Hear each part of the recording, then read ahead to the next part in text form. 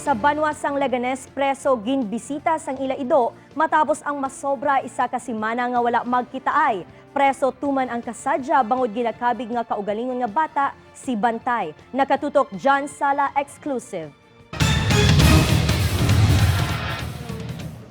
Ginakabig ang ido nga man's best friend. Apang ang preso nga ini hindi lang best friend ang pagkabig sa iya hinuptanan nga ido. Bangod para sa iya, bata na niya si Bantay. Mayo 25 sang napreso bangod sa pagkupot sang ilegal nga droga si Lenen Giliaragan. Kag subong lang sila nakita na liwat sang iya nga ido. Alam sa gamay na sir. Kay alam pa rin do amo sa kumlan sir.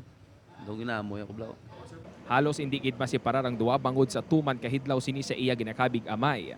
Suno kay an sa siyam katuig nila nga mag-live-in partner ni Giliargan wala gid sila mahatagan sang bata. Kag sa 4 ka bulan nga pagtiner ni Bantay sa ila siya nang nagtindog uniko ihos sang duha. Hindi wala na gana magkaon. Hindi malas maganda ko po mabaligya kami nga po man amo na. Pangako sang preso sa tion nga siya mahilway sa karsel una gid sining obrahon ang magbonding kay Bantay agud nga mabulong ang kahidlaw kag sa malain nga buluhaton makalikaw. Upod kay Cirilo Rinduque, John Sala. 1 Western Visayas.